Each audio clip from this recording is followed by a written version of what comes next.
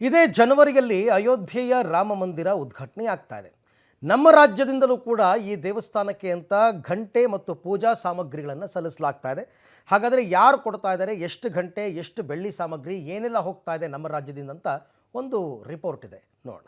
ಜನವರಿಯಲ್ಲಿ ಅಯೋಧ್ಯೆಯ ರಾಮ ಮಂದಿರ ಉದ್ಘಾಟನೆ, ರಾಜ್ಯದಿಂದಲೂ ಘಂಟೆ ಮತ್ತು ಪೂಜಾ ಸಾಮಗ್ರಿ ಸಮರ್ಪಣೆ. ಜನವರಿ ತಿಂಗಳಲ್ಲಿ ಅಯೋಧ್ಯೆಯ ರಾಮ ಮಂದಿರ ಉದ್ಘಾಟನೆ ಆಗ್ತಿದೆ. ಹೀಗಾಗಿ ಊರುಗಳಲ್ಲಿ, ಗ್ರಾಮಗಳಲ್ಲಿ ಕಾರ್ಯಕ್ರಮದ ಪೂಜೆ ಪುನಸ್ಕಾರ ನಡೀತಾ ಇದೆ. ಇದರ ಭಾಗವಾಗಿ ಬೆಂಗಳೂರಿನ ಬನಶಂಕರಿ 1ನೇ ಹಂತದಲ್ಲಿ ಅಯೋಧ್ಯೆಯ ರಾಮ ಮಂದಿರಕ್ಕೆ ಘಂಟಾದಾನ ಸಮರ್ಪಣೆಯಾಗಿದೆ. 2.5 ಟನ್ ತೂಕದ ಗಂಟೆಗಳು, 30 ಸಣ್ಣ ಗಂಟೆಗಳು, 38 ಕೆಜಿ ತೂಕದ ಬೆಳ್ಳಿಯ ಸಾಮಾನುಗಳನ್ನು ಸಮರ್ಪಣೆ ಮಾಡಲಾಗಿದೆ. ಈ ಘಂಟದಾನ ಕಾರ್ಯಕ್ರಮದಲ್ಲಿ ಪೇಜಾವರ ಮಠದ ವಿಶ್ವಪ್ರಸನ್ನ ತೀರ್ಥ ಸ್ವಾಮೀಜಿಗಳು ಭಾಗಿಯಾಗಿದ್ದಾರೆ. ಘಂಟದಾನ ಮತ್ತು ಪೂಜಾ ಸಾಮಗ್ರಿಗಳನ್ನು ಇಂದು ಅಯೋಧ್ಯೆಗೆ ಕೊಂಡೊಯ್ಯಲಿದ್ದಾರೆ. ತಮಿಳುನಾಡಿನ ನಾಮಕ್ಕಲ್ ಎಂಬುವಲ್ಲಿ ಈ ಗಂಟೆಗಳನ್ನು ತಯಾರು ಮಾಡಲಾಗಿದೆ. 2.5 ಟನ್ ತೂಕದ ಗಂಟೆಗಳನ್ನು ದೇವಸ್ಥಾನದ ಒಳಗಡೆ ಬಳಸಲಾಗುತ್ತೆ.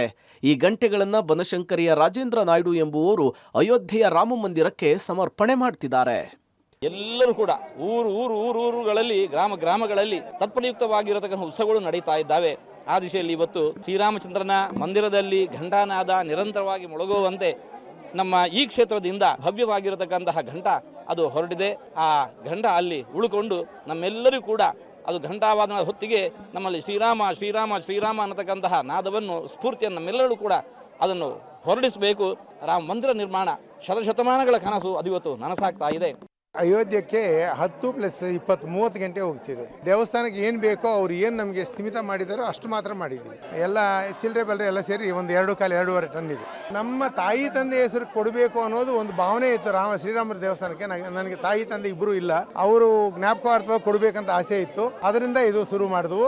ಅಲ್ಲಿ ಏನು ಬೇಕೋ ಅದು ಎಲ್ಲ ಕಂಪ್ಲೀಟ್ ಗಂಟೆಗಳು ನಮ್ಮ ಮನೆಯಿಂದಾನೇ ಕೊಡೋದಕ್ಕೆ ನಮಗೆ ವ್ಯವಸ್ಥೆ ಮಾಡಿಕೊಟ್ರು. ಒಟ್ಟಾರೆ ಅಯೋಧ್ಯೆಯ ರಾಮ ಮಂದಿರ ಉದ್ಘಾಟನೆಗೆ ರಾಜ್ಯದಿಂದಲೂ ಪೂಜಾ ಸಾಮಗ್ರಿಗಳನ್ನು ಸಮರ್ಪಣೆಯಾಗ್ತಾ ಇದೆ.